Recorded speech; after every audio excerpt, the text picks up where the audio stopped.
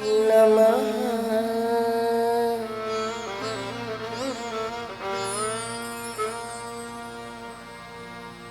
ॐ श्री सूरभ्ये नमः।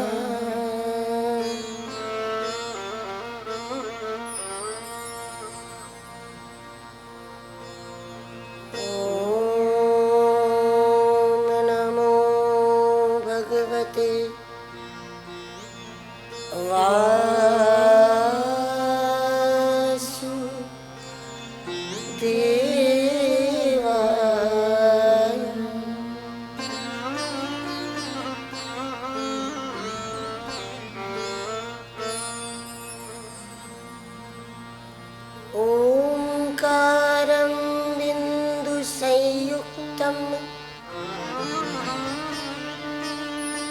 नित्यं ध्यायन्ति योगिनः कामदं मोक्षदं चैव ओंकाराय नमो नमः।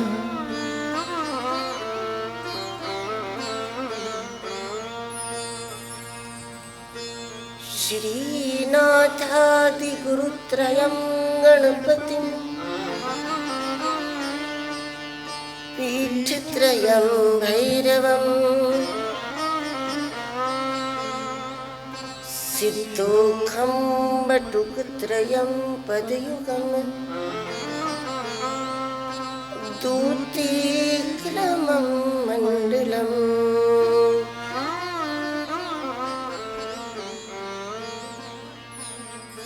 वीरान्व्यष्टचतुष्कषष्टिनवकं वीरावली पञ्चकम् श्रीमन्मालिनी मन्त्रराजसहितं वन्दे गुरोर्मण्डलम्।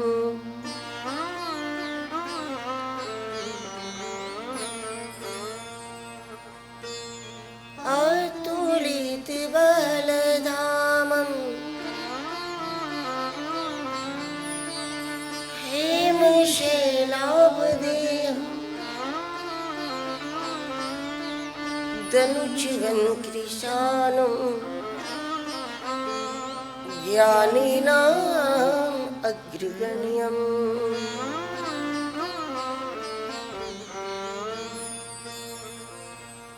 सकल गुणनिधानं वानराणां भीषं रघुपति प्रिय भक्तं वातजातं नमामि।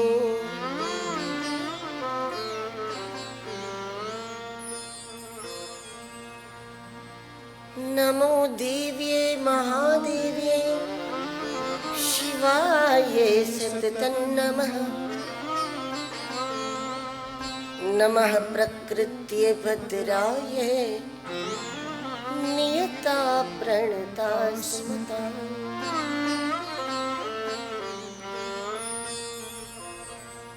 त्वमेव माता च पिता त्वमेव त्वमेव बन्धुः च सखा त्वमेव त्वमेव विद्या द्रविणं त्वमेव त्वमेव सर्वं मम देव देव।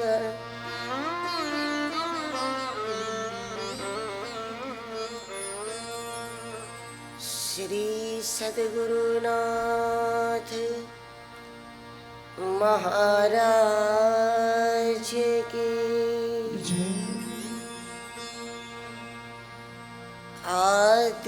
आदिशक्ति जय भगवती अम्बे बुद्धि रूपिणी दिव्य पराम्बे आदिशक्ति जय भगवती अम्बे बुद्धि रूपिणी दिव्य पराम्बे आदिशक्ति जय भगवती अम्बे बुद्धि रूपिणी दिव्य पराम्बे आदिशक्ति जय भगवती अम्बे बुद्धि रूपिणी दिव्य पराम्बे हंसवाहिनी नमो नमो हंसवाहिनी नमो नमो हंसवाहिनी नमो नमो हंसवाहिनी नमो नमो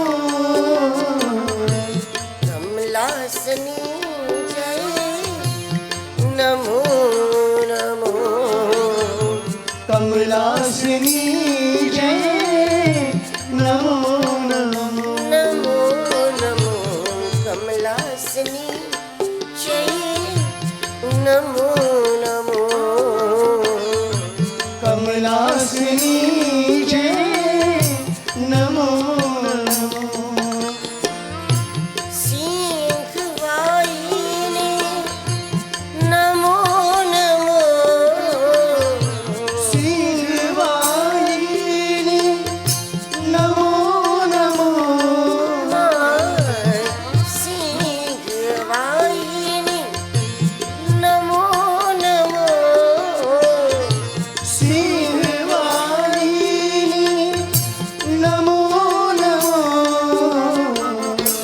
दुर्गति नाशिनी नमो नमो दुर्गति नाशिनी नमो नमो नमो नमो दुर्गति नाशिनी नमो नमो दुर्गति नाशिनी नमो नमो आदिशक्ति जय भगवती अम्बे बुद्धि रूपिणी दिव्य पराम्बे आदिशक्ति जय भगवती अम्बे बुद्धि रूपिणी दिव्य पराम्बे भुवनेश्वरी जय नमो नमो भुवनेश्वरी जय नमो नमो भुवनेश्वरी जय नमो नमो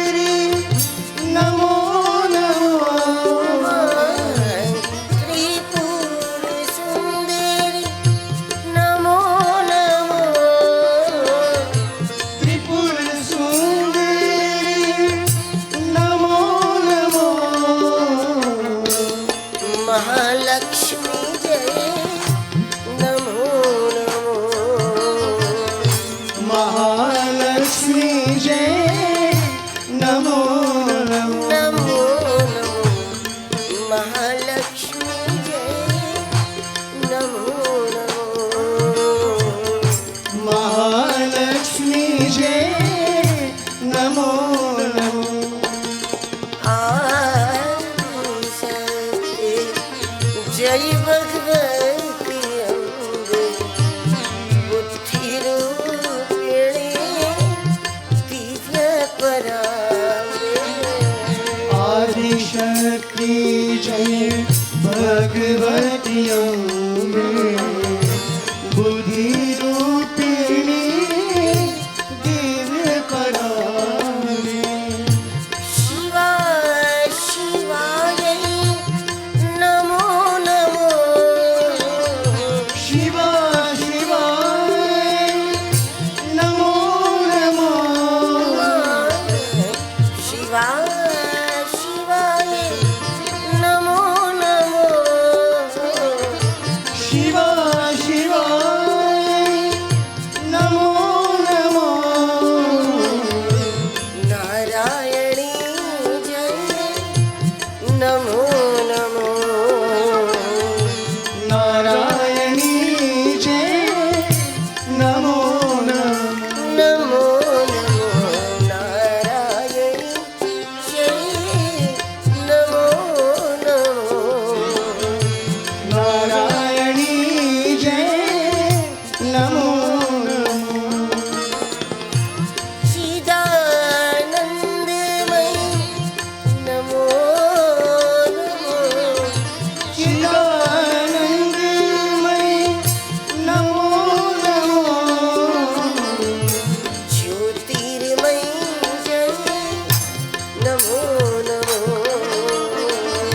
ज्योतिर्मय जय नमो नमो नमो नमो ज्योतिर्मय जय नमो नमो ज्योतिर्मय जय नमो नमो आदिशक्ति जय भगवती अम्बे बुद्धि रूपिणी दिव्य पराम्बे आदिशक्ति जय भगवती अम्बे बुद्धि रूपिणी दिव्य पराम्बे आदिशक्ति जय भगवती अम्बे बुद्धि रूपिणी दिव्य पराम्बे आदिशक्ति जय भगवती अम्बे बुद्धि रूपिणी दिव्य पराम्बे जय जय अम्बे जय जगदम्बे जय जय अम्बे जय जगदम्बे जय जय अम्बे जय जगदम्बे जय जय अम्बे जय जगदम्बे जय जय जय अम्बे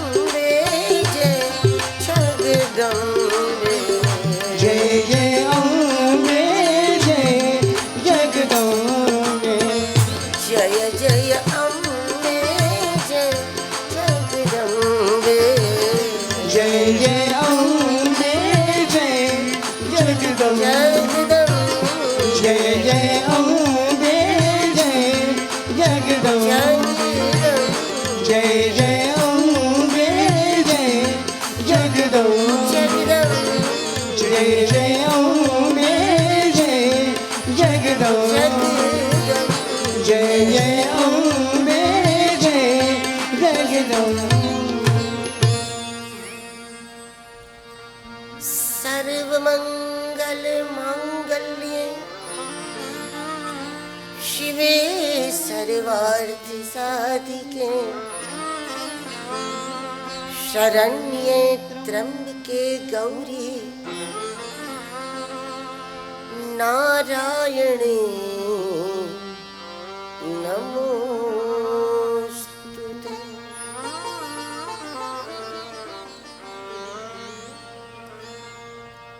बोलिए श्रीमद् देवी भागवत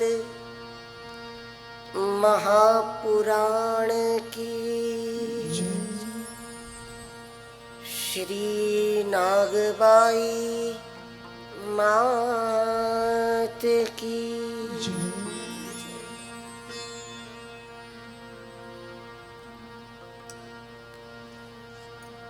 श्री अनंत कोटि ब्रह्मांड नायक सदगुरु स्वरूप परम तत्व ने सविशेष अनुकंपा ना परिणामे नव दुर्गा शक्तिधाम आशक्ति तीर्थना संस्थापक प्रेरक आय श्री पूज्य रूपल माताजीना दिव्य संकल्पना प्रसाद रूपे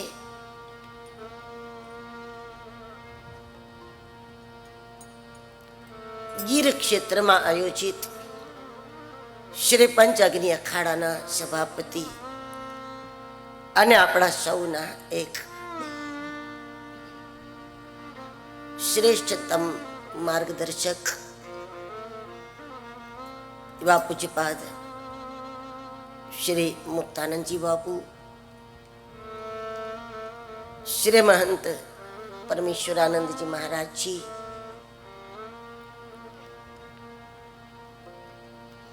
पूज्य आई मानी विशेष प्रीति અને વિશેષ આત્મીયતા જેના પ્રત્યે સેવા મારા પૂજ્ય રંજન રામ માતાજી, પૂજ્ય પીપારામ માતાજી, ઉપસ્થિત સૌ સંત વિભૂતિઓના શ્રી ચરણોમાં નમન, વિપ્રવૃંદને નમન.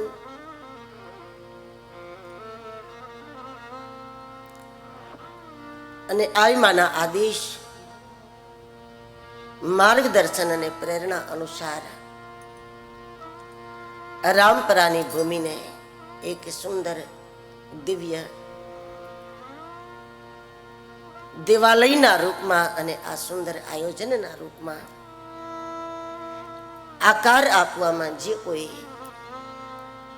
સહભાગી થયા છે એવા આપ સૌ શ્રોતાજનોને ધન્યવાદ.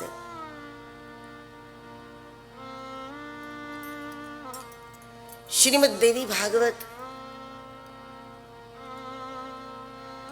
एक अद्भुत पुराण, एक अनोखું पुराण. स्वयं व्यास जी एम कहें કે ભોગ અને મોક્ષ આ બંનેની ઉપલબ્ધિ એ જ જીવનની પરિપૂર્ણતા છે અને બંનેની પ્રાપ્તિ માટે દેવી ભાગવત એ અદ્ભુત આધાર છે. એવો મોક્ષ સુકામનો જે આખી જિંદગી તપાયવા જ કરે, આખી જિંદગી હરેક પ્રકારની વસ્તુના અભાવમાં આ જીવને પીડા આપ્યા કરે અને તો જ મળતો હોય એવો મોક્ષ સુકામનો અને એવો ભોગ સુકામનો કે જે ભોગ મળે, સગવડ મળે, સુવિધાઓ મળે, મહેલો મળી જાય, દુનિયાની તમામ સમૃદ્ધિ મળી જાય, પણ એ મળ્યા પછી એની જ અંદર આપણને ફસાવી રાખે અને મોક્ષનો દરવાજો છેલ્લે ન ખુલવા દે. એ ભોગ શું કામનો, જેનાથી મોક્ષ દૂર થઈ જાય. અને એ મોક્ષ શું કામનો, જેનાથી નાની નાની જરૂરતોમાં પણ માણસ પરાધીન થઈ જાય, કોઈને આધીન થઈ જાય. નાની નાની જરૂરતો પણ આપણે આપણી પૂરી ન કરી શકીએ અને આખી જિંદગી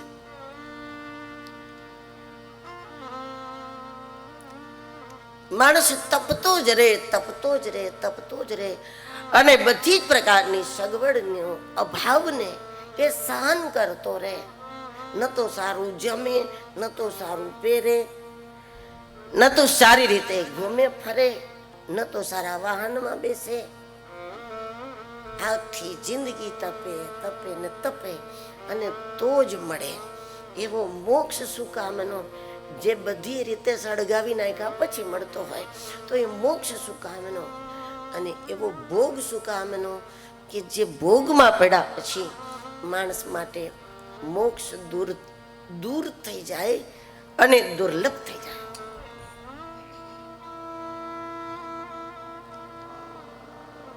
દેવી ભાગવતના વચ્ચે એક સેતુ બનાવે છે અને એ સેતુ એ છે કે તમે જીવનમાં જે કંઈ પ્રાપ્ત કરો, જે સુખ સુવિધાઓને પ્રાપ્ત કરો, એ વસ્તુ પુરુષાર્થ નિમિત્ત છે. વાતનો વિવેક હોવો જોઈએ.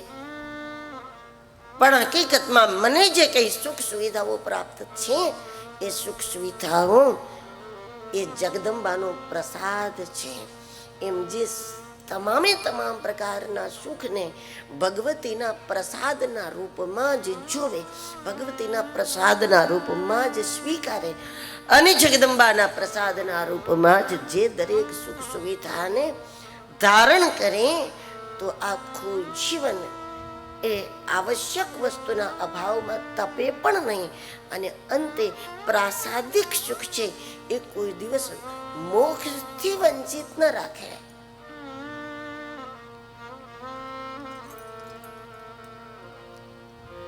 કારણ કે જે વસ્તુ પ્રસાદમાં મળી છે, વરદાનમાં મળી છે, એ વિવેક જ એવો દીવો છે કે જે દીવામાં બીજું કાંઈ દેખાય કે ન દેખાય, પણ એ દીવો એવો છે, અજવાળું એવું છે કે વિવેકના અજવાળે આપણને આપણા મોક્ષનો દરવાજો તો મળી જ જાય.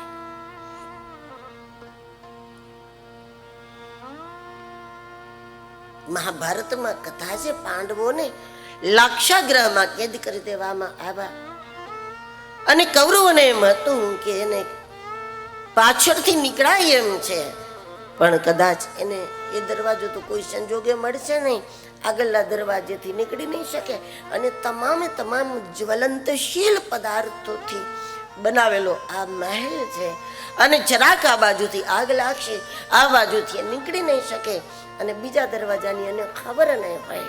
પણ દ્વારિકા નાથ જેના ભેગો હોય એને બીજો એકે દરવાજાની ખબર હોય કે ના હોય, પણ એને નીકળવાના દરવાજાની તો ખબર પડી જ જાય કે નીકળાય આ બાજુથી, સરકાય આ બાજુથી.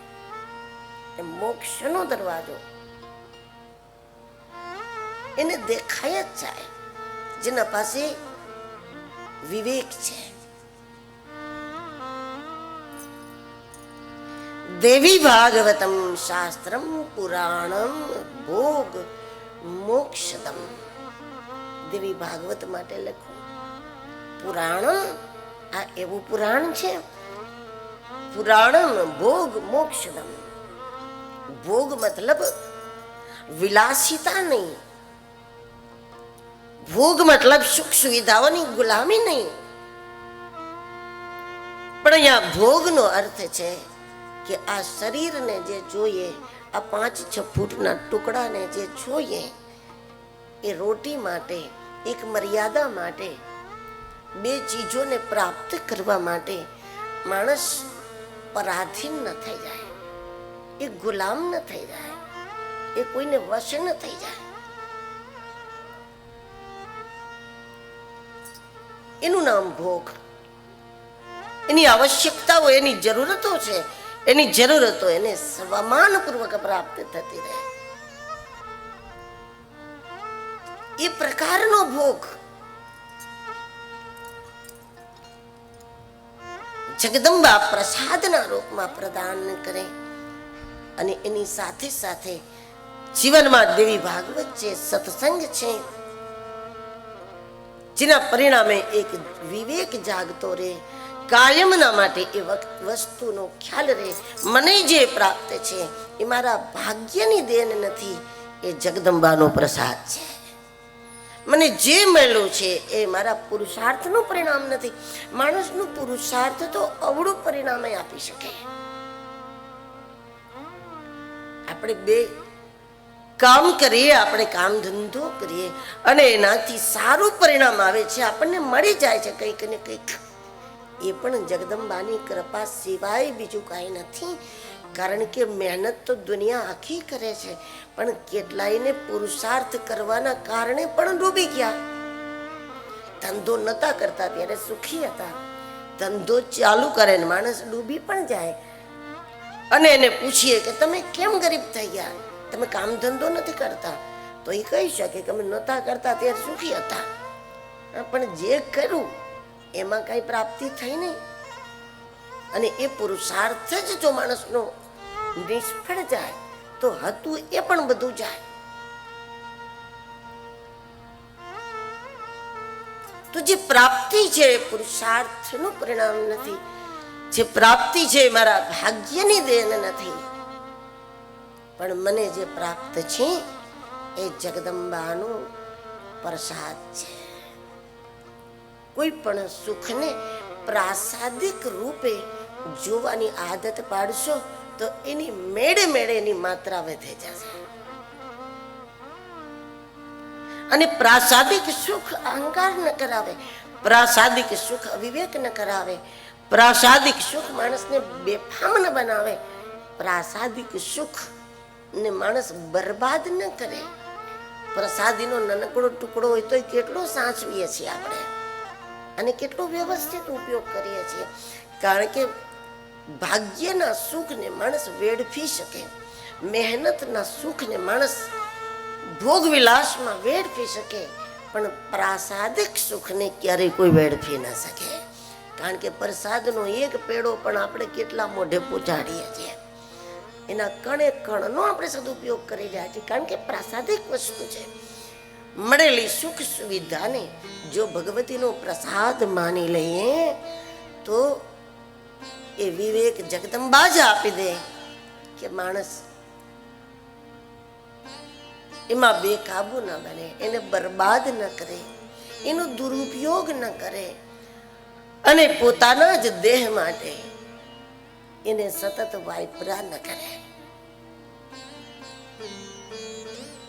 પુરાણમ ભોગ મોક્ષદમ. દેવી ભાગવતના આધારે એમ કહી શકાય કે આખું બ્રહ્માંડ એનાથી ભરેલું છે, પણ સમયે સમયે શક્તિનું પ્રાગટ્ય થાય છે. જેનામાં સંયમ હશે, જેના ઉપર ગુરુજનોની કૃપા હશે, જેનામાં સાધના હશે, જેનામાં પવિત્રતા હશે, જેનામાં સત્ય હશે, ત્યાં શક્તિ પ્રગટ થશે. અને તેથી શક્તિના પ્રાગટ્ય સ્થાનોને આપણે માનીએ છીએ, ભજીએ છીએ. જ્યાં શક્તિ પ્રગટી અથવા તો જેનામાં શક્તિ પ્રગટી એને આપણે ખૂબ શ્રદ્ધાપૂર્વક માનીએ છીએ. કારણ કે પ્રાગટ્ય સ્થાનો કોઈ કોઈ છે. શક્તિનો નિવાસ સંપૂર્ણ બ્રહ્માંડમાં. દેવી ખુદ એમ કહે છે કે અહમ બ્રહ્મ સ્વરૂપિણી, ખુદ કહે છે. દેખો વ્યાસજી ભગવાન કૃષ્ણ માટે એમ કહે છે કે કૃષ્ણ ભગવાન છે. કૃષ્ણસ્તુ ભગવાન સ્વયં, કૃષ્ણ ભગવાન છે. ગોસ્વામી તુલસીદાસજી ભગવાન રામજી માટે એમ કહે છે રામ બ્રહ્મ પરમાર્થ રૂપા. પણ જગદંબા ખુદ કહે છે અહમ બ્રહ્મ સ્વરૂપિણી. એ ખુદ કહે છે, એના વગરની કોઈ જગ્યા નથી. પણ શક્તિ એ પ્રાગટ્યનો વિષય છે. જ્યાં સુધી આપણામાં શક્તિ ના પ્રગટે ત્યાં સુધી, જ્યાં જ્યાં શક્તિના પ્રાગટ્ય કેન્દ્રો છે એ સ્થાનોનો આપણે સ્પર્શ કરવો પડે. અગ્નિ જોઈતી હોય, આગ જો આપણે ક્યાંક ચેતાવવી હોય તો બીજી આગની જરૂર પડે. દીવો પ્રગટાવવો હોય તો બીજા દીવાની જરૂર પડે. આગ લગાવી હોય તો થોડીક આગની જરૂર પડે. એમ જ્યાં સુધી આપણી ખુદની ચેતના જાગૃત ન થાય, જ્યાં સુધી સ્વયંની શક્તિ પ્રગટ ન થાય, ત્યાં સુધી એને પ્રગટાવવા માટે જ્યાં જ્યાં શક્તિઓનું પ્રાગટ્ય છે એવા કેન્દ્રોનો સ્પર્શ કરવો જ પડે.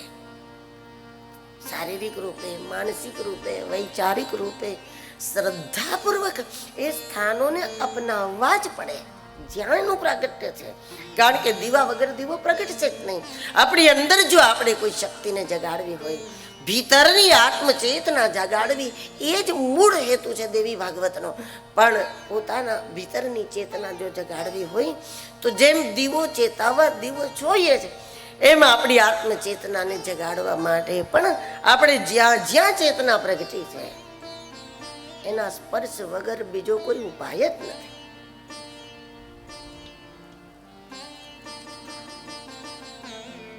પછી એ શક્તિપીઠ હોય તો ભલે, આવા નવદુર્ગા શક્તિ તીર્થ હોય તો ભલે, અથવા કોઈ માનવ ધારી, કોઈ માનવ રૂપ ધારી સાધકની અંદર એ ચેતના રોમે રોમે જ્વાળા થઈને પ્રગટી હોય, કોઈ મનુષ્યની અંદર પ્રગટી હોય. જે પણ પ્રાપ્ત થાય પણ એનો ઉપાય આ જ છે કે એ કેન્દ્રને સ્પર્શ કરો, એ સ્થાનોને સ્પર્શ કરો શ્રદ્ધાપૂર્વક. અને એવા મહાપુરુષોને શરણે જવું પડે જેના અંદર આત્મચેતના ભરપૂર જાગી ગઈ હોય, ભરપૂર જાગી ગઈ.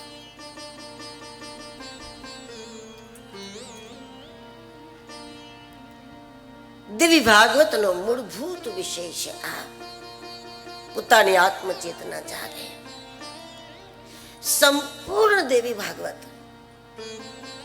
સંપૂર્ણ દેવી ભાગવત એ ગાયત્રીનું સ્વરૂપ છે. પણ આપણે દેવી ભાગવત લઈને બેસી જાય અને આપણને આમાં ગાયત્રી દેખાઈ જાય એ વાત શક્ય નથી. શક્ય એક રીતે બને, દેવી ભાગવતનો સત્સંગ કરો. સત્સંગ વિવેક આપે, વિવેક સાચા સદગુરુ આપે, વિવેક ગુરુ આપે, અને ગુરુ આપણા અંદર ગાયત્રીનું પ્રાગટ્ય આપે. અને જેમાં ગાયત્રી પ્રગટે અને પછી એ ગાન કરે, એવું ગાન અનેકના અંદર જ્યોત પ્રગટાવી દે, આખી દીપમાળા ચેતાવી દે. પછી ગાયત્રી 5 મુખ છે અને 5 મુખ દેવી ભાગવત થી પ્રગટ થાય. પણ સીધું દેવી ભાગવત થી નહીં. દેવી ભાગવત નો સત્સંગ એવો વિવેક આપે, માણસ ભોગમાં પણ પોતાની વૃત્તિને મોક્ષ તરફ રાખે.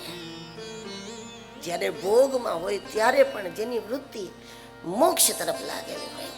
દેવી ભાગવત વિવેક આપે, વિવેક વાળાને સાચા ગુરુ મળે અને સિદ્ધ ગુરુ આપણા અંદર આ 5 મુખ ગાયત્રીનું પ્રાગટ્ય કરે.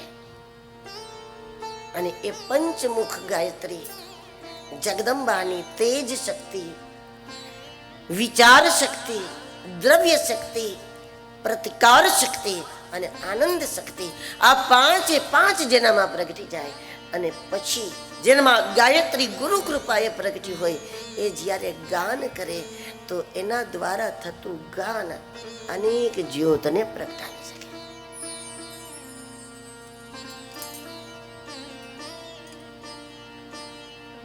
નહીતર માની લો કે આપણે ગાન કરી શકીએ, આપણે બોલી શકતા હોય સારું, આપણે ગાઈ શકતા હોય સારું, આપણે ગાન કરી શકીએ છીએ, પણ જ્યાં વિચાર શક્તિનો જ અભાવ હોય, વિચાર શક્તિનો અભાવ છે, વાણી શક્તિ ભરપૂર છે, હાલત શું થાય? આપણે બોલી બોલીને દુનિયાને દુખી કરીએ. આપણે ત્યાં વ્યવહારમાં એવી ભાષા વપરાય કે કોઈ વધારે બોલતા હોય તો આપણે ઘરમાં શું કહીએ? બંધ થવાનું શું લેવું છે?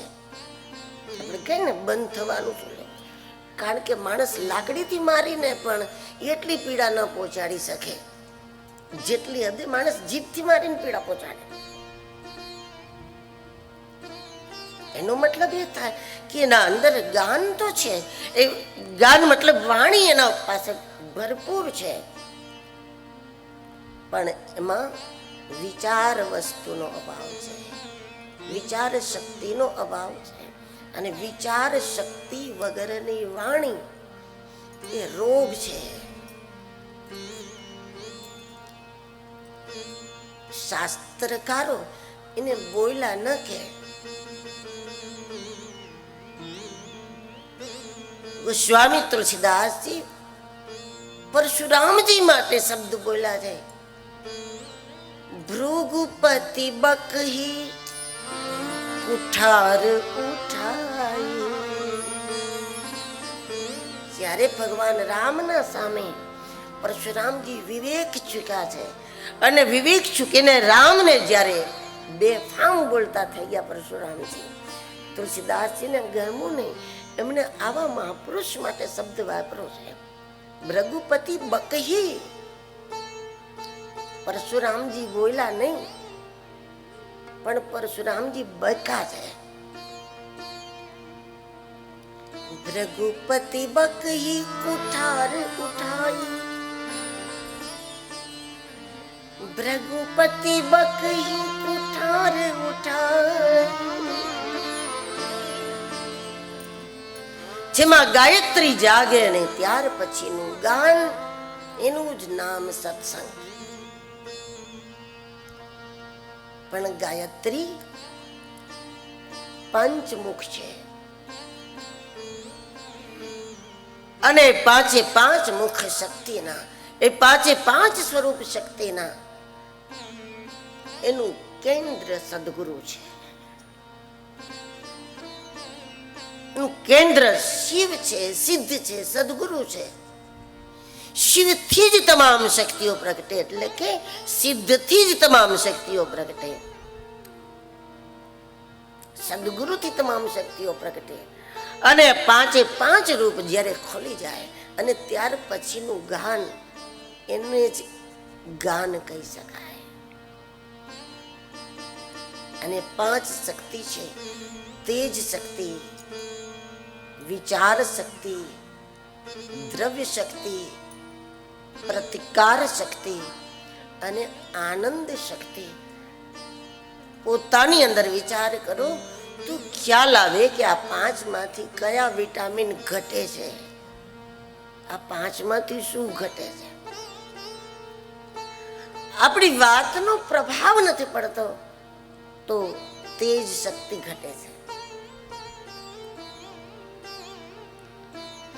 ઘણી વાર આપણે ફરિયાદ કરી કે મારી વાત સાવ સાચી છે, પણ મારી સાચી વાતને પણ ક્યાંય કોઈ ગાંઠતું નથી. આમ ઘરમાં કોઈ ગાંઠતું નથી, મારે કોઈ નથી ગાંઠતું. અને સતત આપણે આપણી જાતને અમે સાચા છીએ, સાચા છીએ, સાચા છીએ એ વાતને પકડીને બેઠા રહીએ, પણ આપણા સત્યને ક્યાંય કોઈ રીતે સ્વીકારવા તૈયાર નથી. એનો મતલબ છે કે તેજ શક્તિનો અભાવ છે.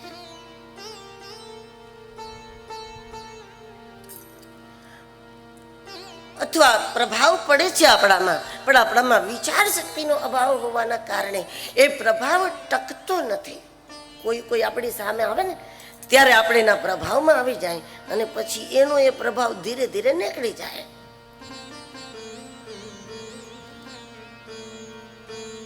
એના જ બારામાં આપણને પછી કોઈ પૂછે તો આપણે કહીએ કે એ અમે ધાર્યા હતા એવા નથી.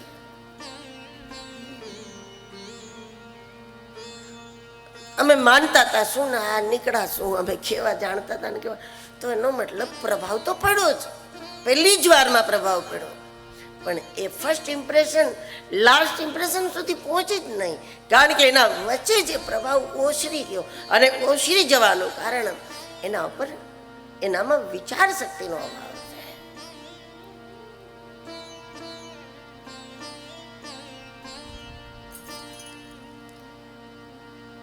કોઈમાં પ્રભાવ પણ છે, થોડા વિચારો પણ છે, પણ એમાં દ્રવ્ય શક્તિનો અભાવ છે.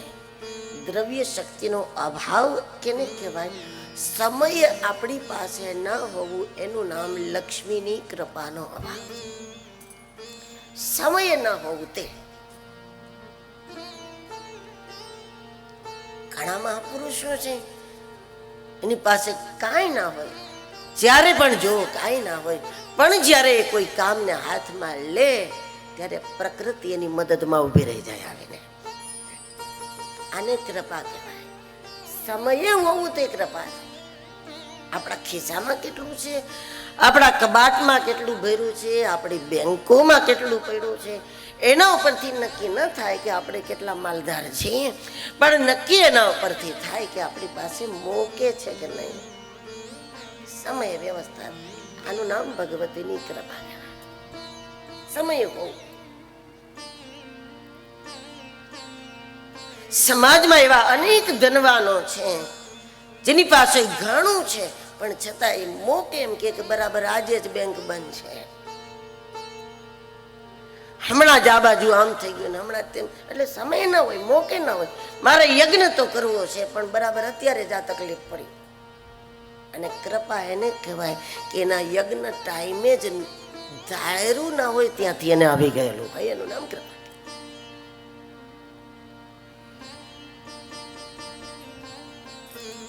કોઈમાં પ્રતિકાર શક્તિનો અભાવ છે, નૈતિક હિંમતનો અભાવ એ પ્રતિકારનો અભાવ છે.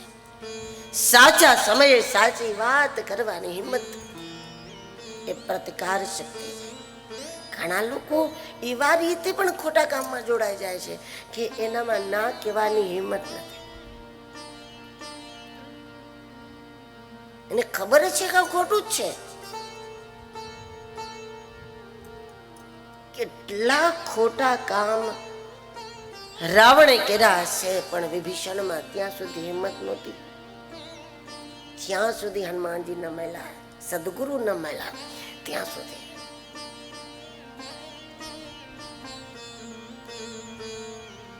વિદુર જેવા ધર્માત્મા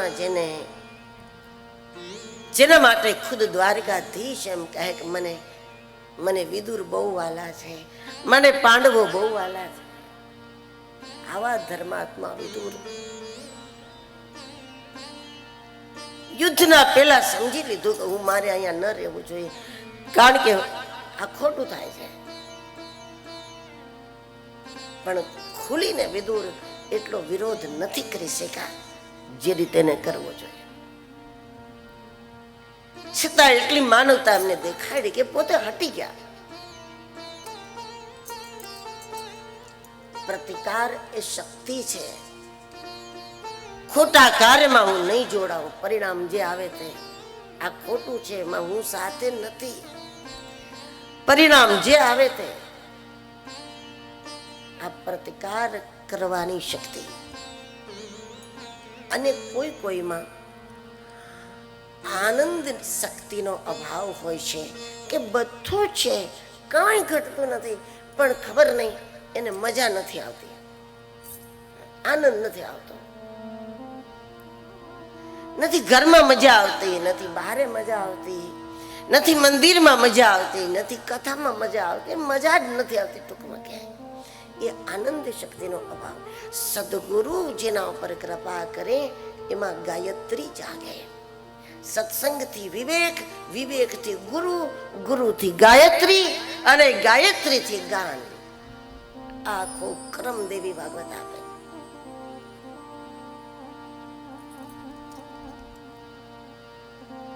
તેજ શક્તિનો અભાવ છે તો ગુરુ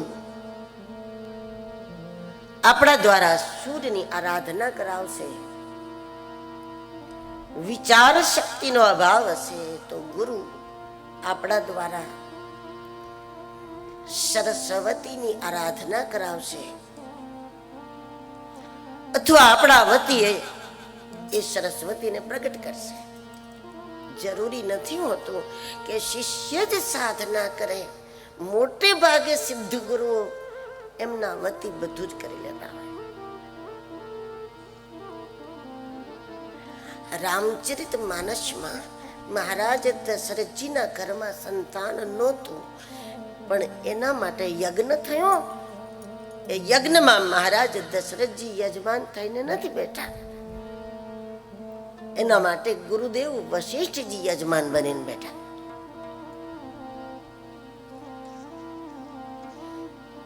તુલસીદાસજી એમ લખે, ભક્તિ સહિત મુનિ આહુતિ દેને.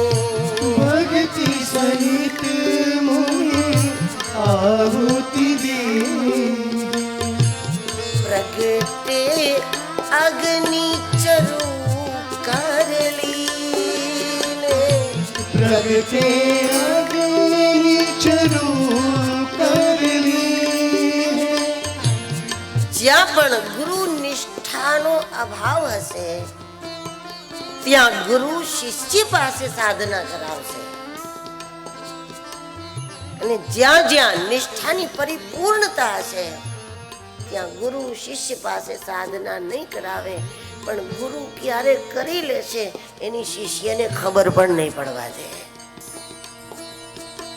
ત્યાં શિષ્યના બદલે સાધના ગુરુ કરે છે અને એનું જે ફળ આવે. વશિષ્ઠજી યજમાન બની ગયા, એમને યજ્ઞ કર્યો અયોધ્યામાં. અને અગ્નિદેવ જ્યારે પ્રસાદ લઈને આવ્યા, નિયમ એ છે કે યજ્ઞનો પ્રસાદ યજમાનના જ હાથમાં આપવામાં આવે. તો વશિષ્ઠજી યજમાન હતા તો સીધી વાત છે કે યજમાન તરીકે વશિષ્ઠજીને જ યજ્ઞનો પ્રસાદ પ્રાપ્ત થાય. પણ જ્યાં વશિષ્ઠજીના હાથમાં યજ્ઞનો પ્રસાદ આવ્યો તો વશિષ્ઠજીએ એક ટીપું ખીર એમાંથી પીધા વગર એમ એ પ્રસાદ એમને મહારાજ દશરથજીને આપી દીધો કે આ પ્રસાદ તમારા માટે છે. ગુરુ સીધું ફળ આપી દીધું શિષ્યને. યજ્ઞમાં ન બેસાડ્યા, તમે બેસો, આહુતિઓ આપો, થોડા તપો, તમે યજમાન બનો. યજમાન વશિષ્ઠજી, આહુતિઓ આપે વશિષ્ઠજી. અને જ્યાં યજ્ઞનું ફળ હાથમાં આવ્યું અને ગુરુ મહારાજે એમ એ ફળ આપી દીધું મહારાજ દશરથજીના હાથમાં. અને આ પ્રસંગે પ્રમાણ આપી દીધું કે કરવું પડે નહીં બીજું કાંઈ. વચન વિવેકી જે નરને નારી પાનવાઈ, બ્રહ્માદિક લાગે એને પાઈ. સદગુરુ વચનની શાન જેને જાણી પાનભાઈ, કરવું પડે નહીં બીજું કાંઈ. કોઈ સાધન વગર, કોઈ અઘરા અનુષ્ઠાનો વગર, કોઈ પ્રકારનો તાપ બેઠા વગર વશિષ્ઠજીએ જ પ્રસાદ આપી દીધો. યજ્ઞ હું કરું અને એનો પ્રસાદ મારો શિષ્ય પ્રાપ્ત કરે. કરવું પડે નહીં. થોડીક પણ ગુરુ નિષ્ઠાનો અભાવ છે તો ગુરુ એમ કહે કે તમારે આટલો હવન કરવો પડશે, આટલું આમ કરવું પડશે, આટલું આમ કરવું પડશે. કરો કરો થોડું થોડું. જરૂર શિષ્ય કરે અને ગુરુ મહારાજની કૃપાથી એ સફળ થાય. પણ જો નિષ્ઠામાં કોઈ ખામી ન હોય, જેના માટે ગુરુ સાક્ષાત પર બ્રહ્મ છે, એને અલગથી પોતે કોઈ સાધનાઓ ન કરવી પડે ભાઈ. અને એ ક્યારે કરી લે એની આપણને ખબર ના. ગુરુથી ગાયત્રી, સત્સંગથી વિવેક, વિવેકથી ગુરુ, ગુરુથી ગાયત્રી અને ગાયત્રીથી ગાન. આ પાંચે પાંચ વસ્તુઓ એની જાગવાનું કેન્દ્ર એ સદગુરુ છે. આપણામાં પ્રભાવ ઓછો છે તો ગુરુ કહેશે સૂર્યની આરાધના કરો.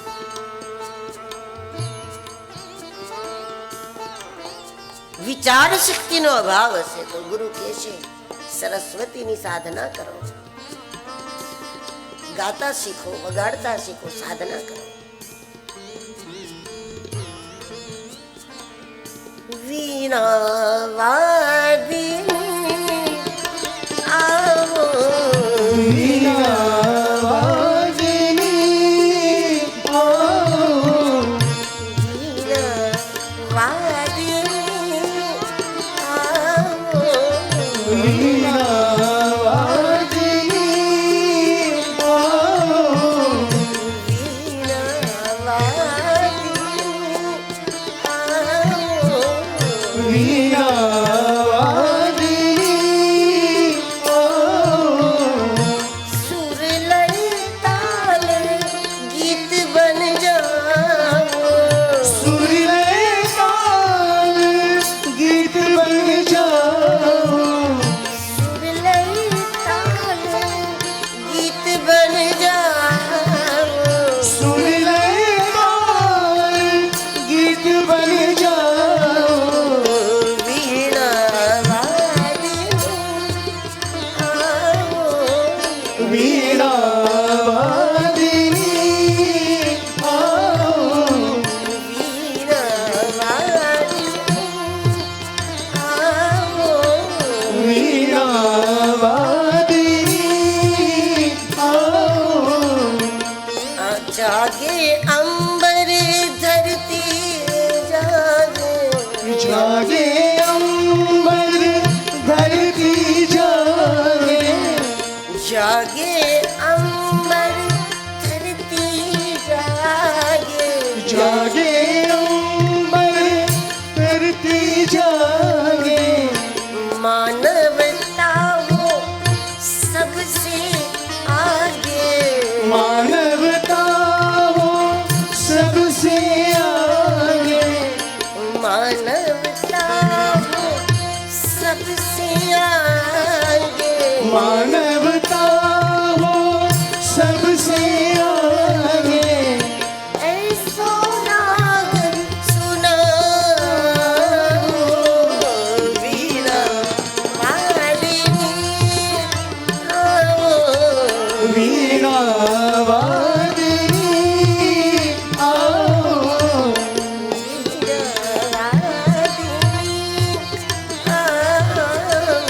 वीणा वादिनी आओ,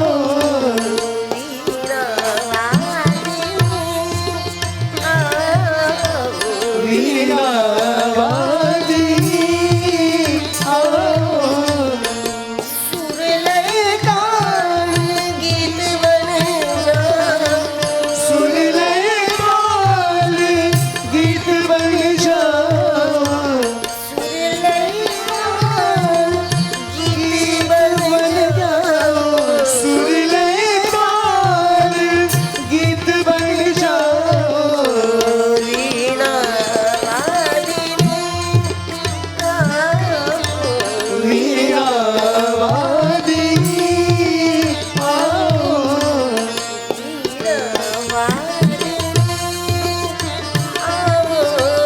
वीणा वादिनी आओ,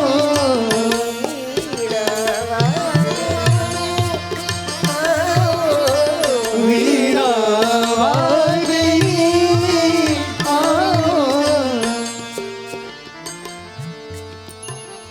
પંચમુખ ગાયત્રી દેવી ભાગવતના આધારે એ સંપૂર્ણ શક્તિ છે, શક્તિનું સંપૂર્ણ સ્વરૂપ છે. કારણ કે એ પંચમુખ છે અને પાંચે પાંચ શક્તિઓ સાધકના અંદર જાગી જાય તો કાંઈ કોઈ દિશાથી ઘટે નહીં. ન તેજનો અભાવ, ન વિચારનો અભાવ, નિર્ણય શક્તિના અભાવે આપણી જિંદગીના કેટલા વર્ષો કાંઈ કર્યા વગર જાય છે. એનું કારણ એ નથી આપણામાં તાકાત નથી. સમય છે, સામર્થ્ય છે, બધું જ ઘણું કરી શકવાની તાકાત આપણામાં છે, પણ છતાં જેમાં નિર્ણય શક્તિનો જ અભાવ છે. 20 વર્ષ સુધી એ નક્કી નથી કરી શકતા મારે શું કરવું, મારે કઈ લાઈનમાં જાઉં, મારે કયું કામ કરવું, મારે નોકરી કરવી કે ધંધો કરવો, ખેતરમાં જાઉં. 20 વર્ષ સુધી સમય મોટો નીકળી જાય માત્ર નિર્ણય શક્તિના અભાવે. જિંદગીનો એક મોટો ભાગ આપણો કપાઈ ગયો છે. એવા લોકો સદગુરુના ચરણમાં લાગે. આપણને ખબર નથી કે મારામાં કઈ શક્તિનો અભાવ છે, પણ જેમ ડોક્ટરને ખબર છે કે આને શું ઘટે છે, એમ સદગુરુને ખબર છે કે આને શું ઘટે છે. ગાયત્રીના 5 મુખમાંથી કયું મુખ ઘટે છે એની આપણને ખબર નથી, પણ જ્યારે કોઈ સિદ્ધના ચરણમાં જોડાઈ જાય તો એને ખબર છે કે આને ગાયત્રીનું કયું મુખ ઘટે છે. આમાં પંચમુખ પ્રગટ નથી થઈ હજુ, અને 5 મુખ વગર એનું સ્વરૂપ સંપૂર્ણ નથી. आप हमारे संतवाणी चैनल को सब्सक्राइब करें, वीडियो को लाइक करें, शेयर करें और हाँ, बेल आइकन पर क्लिक करना बिल्कुल ना भूलें ताकि हमारी किसी भी वीडियो की सूचना सबसे पहले आपको मिले.